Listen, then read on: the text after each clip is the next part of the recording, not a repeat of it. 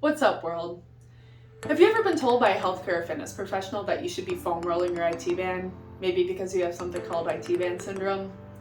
And then you went home and tried to foam roll your IT band and you wanted to curse the day that person was born. Yeah, that sounds about right.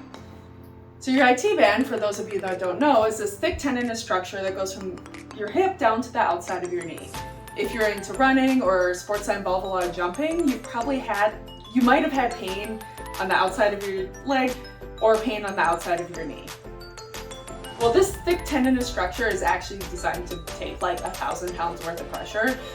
So unfortunately, foam rolling is not that effective, because if you think throwing your body weight on top of your IT band and on top of a foam roller is going to do anything, you're full of shit. But the good news is there are more effective ways to release it. So today I'm going to show you two different methods. But first, a quick anatomy lesson. Your IT band, also called your iliotibial band, originates with this little muscle called the TFL, or the tensor fasciae latae. So just below your iliac crest, which is this bony prominence of your hip right here, there's a little teardrop-shaped muscle called the TFL that runs into the iliotibial band, attaching to the outside of your knee. So if you want to release or loosen up that IT band, what you're going to want to do is focus on the TFL. First method I'm going to show you here is kind of a TFL self-massage. So what you're going to do is you're going to sit in this position with this leg kind of behind you, and we're working, this is my right leg, we're doing my right TFL first. So the TFL and IT band, if you feel kind of around your hip right here, kind of where the femur comes up and you have this joint here that goes in like the ball and socket area, you're going to push, and the TFL should stick out in this position. So you're going to feel right around here. It's going to be like a little muscle that goes into the band that's almost protruding out.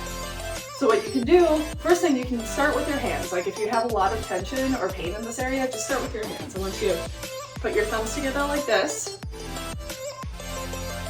and kind of push into that, and you're going to move back and forth.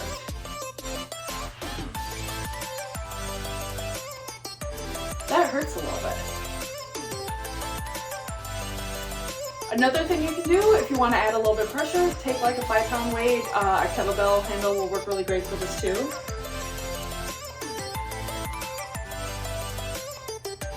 And kind of push that weight into this area. And again, just like before, just rock back and forth.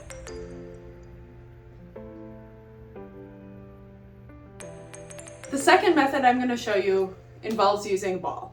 Right now I have my yoga tune-up balls or my yoga therapy balls. You can also use a lacrosse ball, you can use a tennis ball, if your dog hasn't destroyed them already. But what we're gonna do, you're gonna lie on your side, like so, with one knee bent up behind you for support, and we're working on the right IT band again, so this knee is gonna be bent here. And you're gonna take this ball, and again, you're gonna find that spot kind of just below that hip bone, the little muscle that was sticking out before, and you're gonna kind of lean into it. You stick it right in here.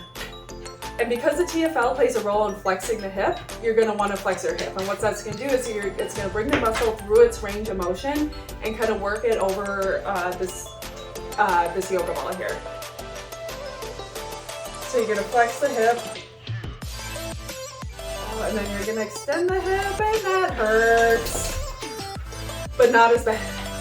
But it does not hurt as bad as foam rolling your IT band, which you should stop doing. Flex. You're gonna extend. Ooh, yes. Flex. And extend. And that is how you get your IT band a little bit looser without foam rolling. Stop foam rolling your IT band. Stop foam rolling your IT band. Now.